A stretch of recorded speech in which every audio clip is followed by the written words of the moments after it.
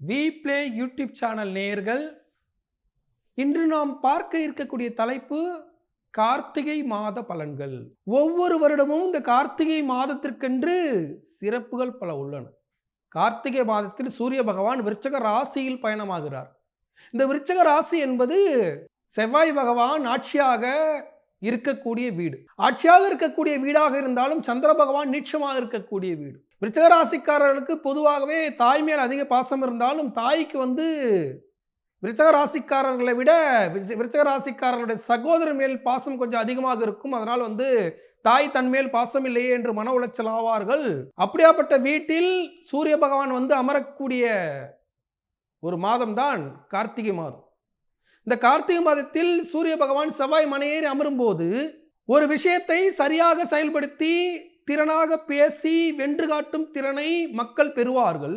அதிக கோபப்பட்டு கோபத்தின் மூலியமாக நல்ல விஷயங்களும் கோபத்தின் மூலியமாக கெட்ட விஷயங்களும் நடைபெறக்கூடிய மாதம் இந்த கார்த்திகை மாதம். இந்த கார்த்திகை மாதத்தில் கார்த்திகை நாயகனாக இருக்கக்கூடிய எம்பெருமான் முருகப்பெருமான், கார்த்திகை பெண்களால் வளர்க்கப்பட்ட முருகப்பெருமான், அருணகிரிநாதர், அருணாச்சலேஸ்வரர் எல்லாம் அருளாசி வழங்கக்கூடிய ஒரு அற்புதமான மாதம் இந்த கார்த்திகை மாதம். இந்த கார்த்திகை மாதத்தில் தான் உலகாலும் பெம்பெருமான் தீப ஒளியாக ஜோதி ஸ்வரூபமாக திருவண்ணாமலையில் அருளாசி வழங்கக்கூடிய ஒரு அற்புத மாதம் இந்த கார்த்திகை மாதம். கார்த்திகை தீபமானது இந்த மாதத்தில் நடைபெற இருக்கிறது.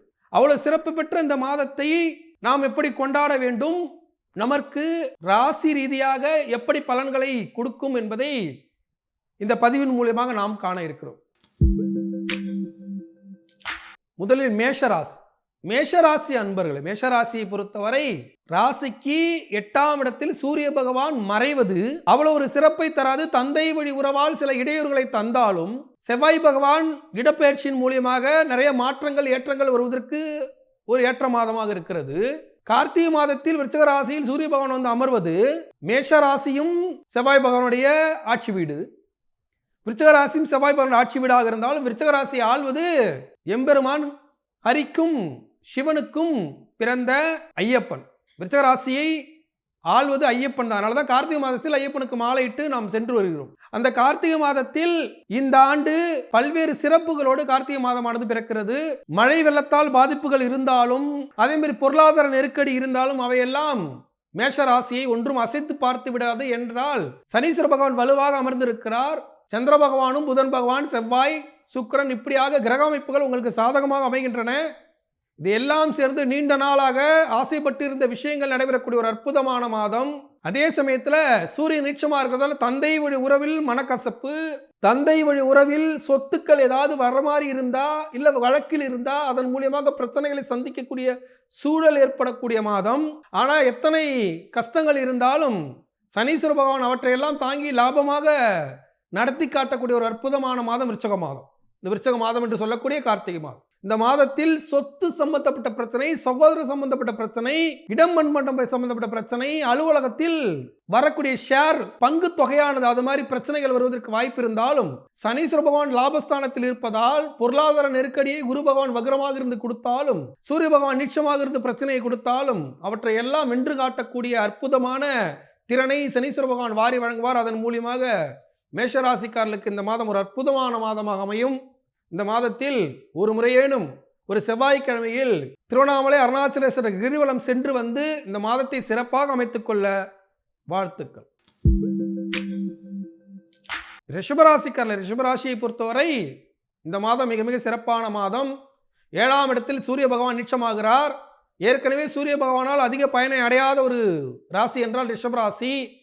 அந்த சூரிய பகவான் நீட்சமாகக்கூடிய இந்த அற்புத மாதத்தில் திடீர் திருமணம் கைகூடுவதற்கும், ரிஷபராசியில் பிறந்து குரு வக்ரமாக இருந்தால் ஜென்ம குரு நடக்கக்கூடிய இந்த நேரத்தில் வக்ரமாக இருக்கிற நேரத்தில் திடீர் திருமணம் கைகூடுவதற்கும், திடீரென்று வெளிநாட்டு வேலை வாய்ப்புகள் கிடைப்பதற்கும், திடீரென்று வேறியூர் பயணத்தின் மூலியமாக இடமாற்றம், தொழில் மாற்றம், வீடு மாற்றம் இதெல்லாம் அமைவதற்கும், தொழிலை விரிவாக்கம் செய்வதற்கும், திடீரென்று சுப விரயங்கள் ஏற்படுவதற்கும், திடீரென்று தூரத்து உறவில் இழப்பீடுகள், உயிர் இழப்பீடுகள் வருவதற்கும் வாய்ப்பு இருக்கிறதால எச்சரிக்கையாக நடந்துக்கணும். இந்த நேரத்தில் ரிஷபராசிக்காரர்கள் ஒரு முறையேனும் திருவானைக்காவல் சென்று ஜம்புகேஸ்வரரையும் அகிலாண்டேஸ்வரையும் பார்த்து வரும்போது இந்த மாதம் ஒரு அற்புதமான மாதமாக உங்களுக்கு அமைய வாழ்த்துக்கள். மிதுன ராசிக்காரர்கள், மிதுன ராசியை பொறுத்தவரை இந்த மாதம் மிக சிறப்பான மாதம். 6ஆம் இடத்தில் கடங்காரன் இடத்தில் சூரிய பகவான் நீட்சமாகிறார். செவ்வாய் பகவான் தனக்காரனாக இருந்து பல்வேறு லாபங்களை கொடுத்தாலும் 3ஆம் இடத்தில் பயணத்தை தரக்கூடிய இடத்திற்கு நகர்வார். குரு பகவான் விரயஸ்தானத்தில் வக்ரமாக இருக்கிறார். விரய செலவு செய்தாவது உங்கள் வாழ்க்கையை தக்க வைத்துக் கொள்ளக்கூடிய ஒரு அற்புதமான மாதம். எத்தனை துன்பங்கள் இருந்தாலும் சனீஸ்வர பகவான் வக்ரமாக இருந்து விலகி இப்ப யோக சனி காலத்தில் இருப்பதால் அத்தனை துன்பங்களையும் சனீஸ்வர பகவான் கொடுக்கக்கூடிய லாபத்தின் மூலியமாக வென்று காட்டி வரக்கூடிய ஒரு அற்புதமான மாதம். இந்த மாதத்தில் ஒரு முறையேனும் திருவண்ணாமலை சென்று ஈசானிய லிங்கேஸ்வரரை வழிபட்டு மிதுன ராசிக்காரர்கள் வரும்போது இந்த மாதம் யோக சனி காலத்தில் பழைய துன்பங்களை தொலைத்து நிரந்தர நல்வாழ்க்கைக்கு, நிம்மதியான வாழ்க்கைக்கு வித்திடக்கூடிய ஒரு அற்புதமான மாதமாக அமைய வாழ்த்துக்கள். கடகராசிக்காரர்கள், கடகராசியை பொறுத்தவரை 5ஆம் இடத்தில் தொழில் ஸ்தானத்தில் சூரிய பகவான் நீட்சமாகிறார்.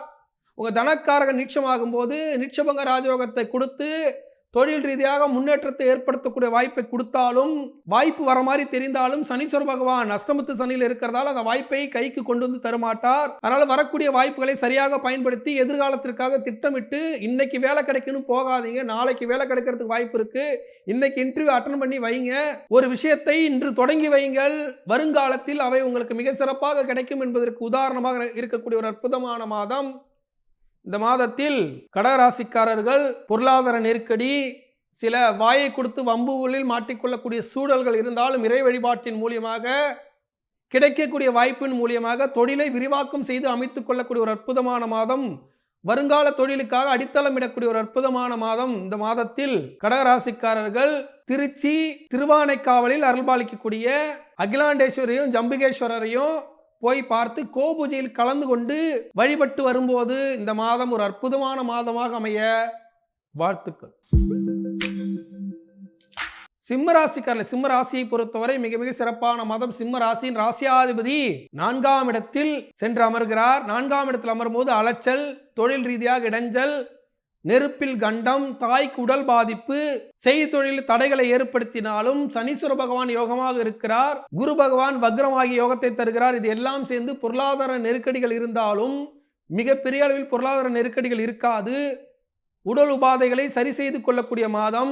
கணவன் மனைவி ஒற்றுமையை சரி செய்து கொள்ளக்கூடிய மாதம். அலைச்சல், அலைச்சலோடு லாபம், அலைச்சல், அலைச்சலோடு உடல் உபாதையை சரி செய்து கொள்வது, அலைச்சல், அலைச்சலோடு தொழிலை விரிவாக்கம் செய்து கொள்வது, இப்படி அலைச்சலோடு வாழ்க்கையை சரி செய்து கொள்ளக்கூடிய ஒரு அற்புதமான மாதம். இந்த மாதத்தில் சிம்மராசிக்காரர்கள் சிதம்பரத்தில் அருள்பாலிக்கக்கூடிய நடராஜ பெருமானை ஒரு முறை தரிசனம் செய்து வந்து இந்த மாதத்தை நகர்த்தும் போது இந்த மாதம் அற்புதமான மாதமாக அமைய வாழ்த்துக்கள்.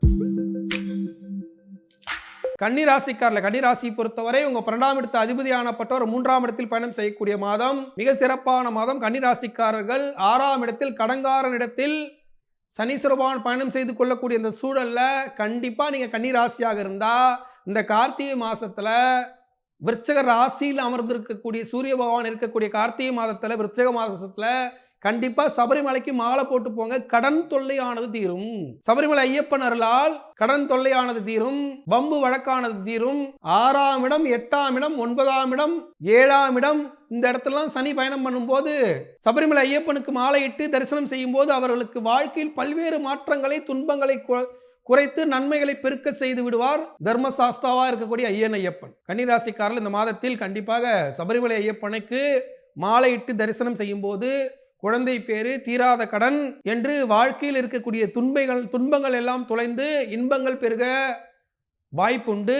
அனைவரும் ஐயப்பனை தரிசனம் செய்து சிறப்பாக இந்த மாதத்தில் வாழ வாழ்த்துக்கள்.